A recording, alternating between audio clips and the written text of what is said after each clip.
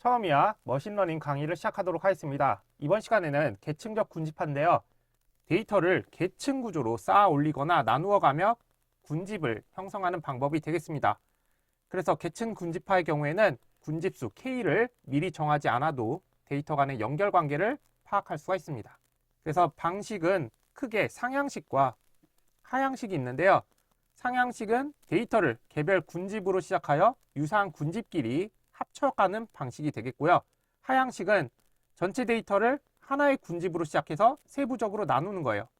간단하게 얘기하면 데이터가 이렇게 있을 때 상향식 같은 경우에는 그룹을 만들고 그리고 이 그룹을 합치고 이런 식으로 점차 규모를 키우는 방식이고, 하향식은 반대로 하나의 그룹으로 보고 계속 쪼개는 거예요. 위에서 아래냐 아래에서 위냐 그 차이입니다.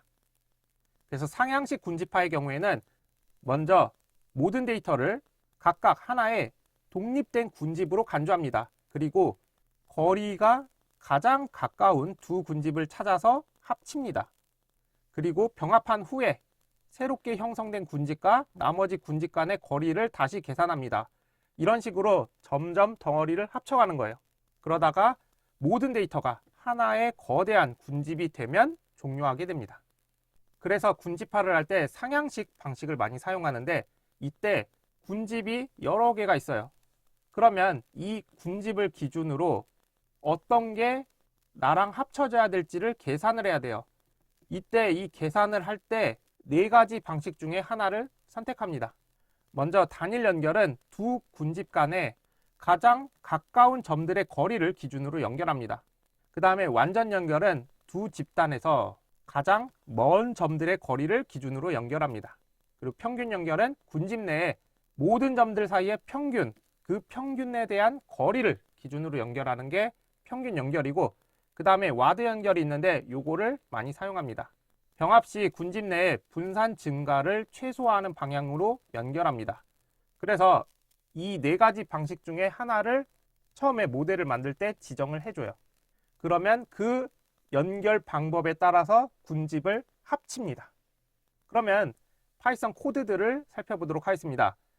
군집화 클래스에서는 어글로머레이티브 클러스터링 클래스를 사용합니다. 이때 nClusters랑 링키지가 있는데, nCluster는 최종적인 군집의 개수예요. 좀 의아하실 수 있는 게, 계층적 군집화는 K값을 지정을 안 한다고 했었는데, 즉 군집의 개수를 지정 안 한다고 했었는데 왜 여기서 군집의 개수를 지정하느냐? 이게 뭐냐면 이렇게 합쳐나가는 거예요. 합쳐나가다가 군집의 개수가 여기까지면 이제 더 이상 안 해도 된다라고 지정하기 위해서 nCluster 값을 지정합니다. 그러니까 군집이 두 개가 될 때까지 합치는 거예요. 그런 의미로 써주는 거고, 그 다음에 링키지는 연결 방법이에요. 그래서 앞에서 네 가지 다뤘었죠. 단일 연결은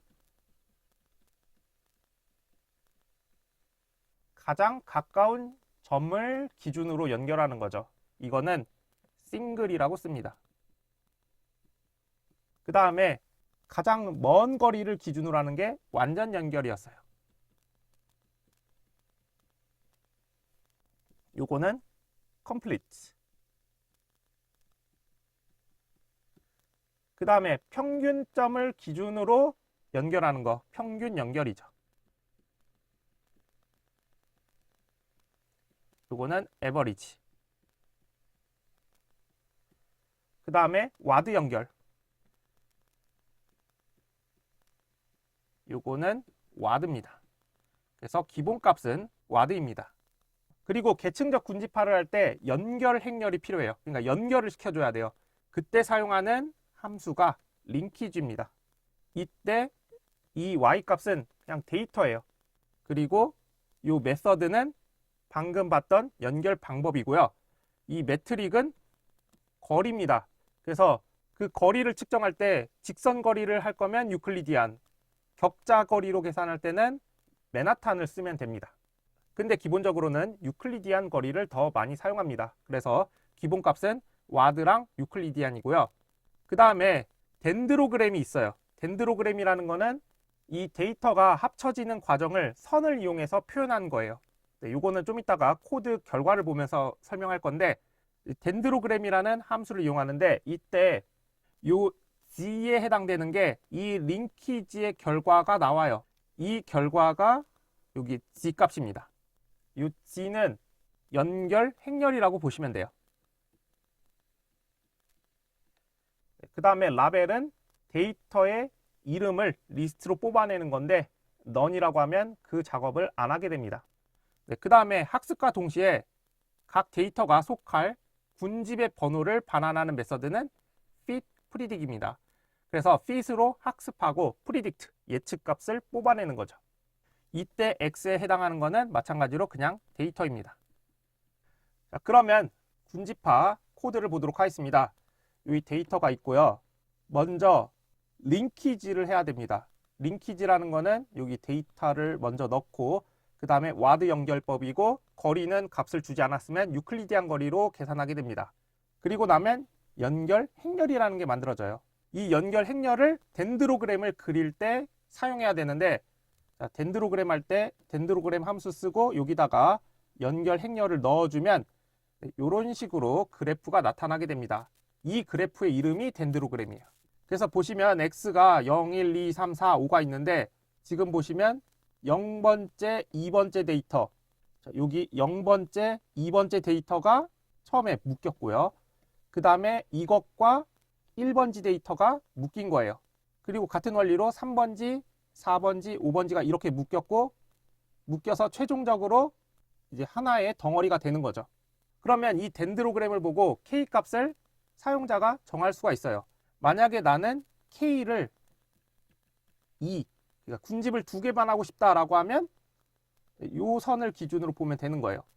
근데 만약에 나는 그룹을 3개로 보고 싶다, 3개로 만들고 싶다라고 하면 요쯤에서 보면 되는 거죠. 그러면 하나, 둘, 3개의 집단으로 나뉘게 되는 거예요.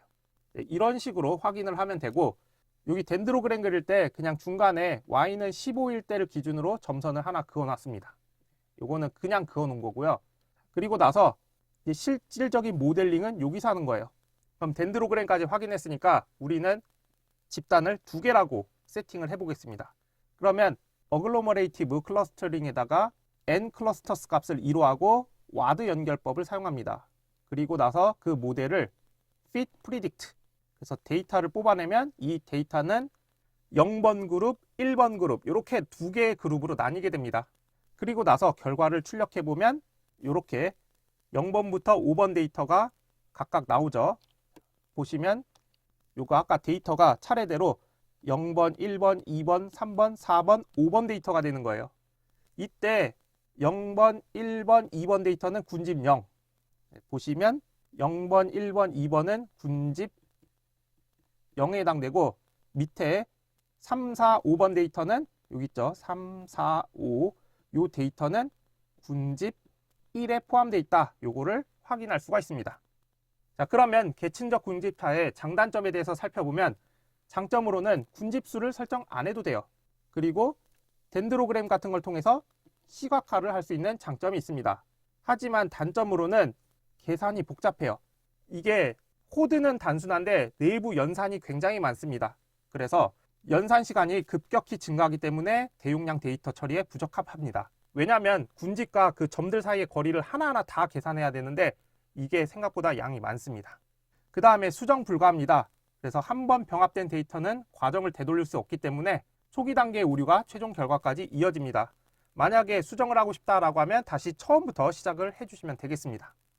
그 다음에 K평균과 계층적 군집화를 비교해보면 먼저 계층적 군집화는 수천 개 이하의 소규모에 적합합니다. 왜냐하면 연산 속도가 느리기 때문에 그렇습니다. 반면에 K평균 같은 경우에는 대규모 데이터에 적합합니다. 왜냐하면 연산 속도가 빠르기 때문에 그렇습니다. 그 다음에 군집 구조 측면에서는 계층적 군집화는 계층적 연결 구조 파악 필요 시에 사용하면 좋고요. K평균 같은 경우는 독립적인 구형 또는 원형 군집이 예상될 때 사용하면 좋습니다.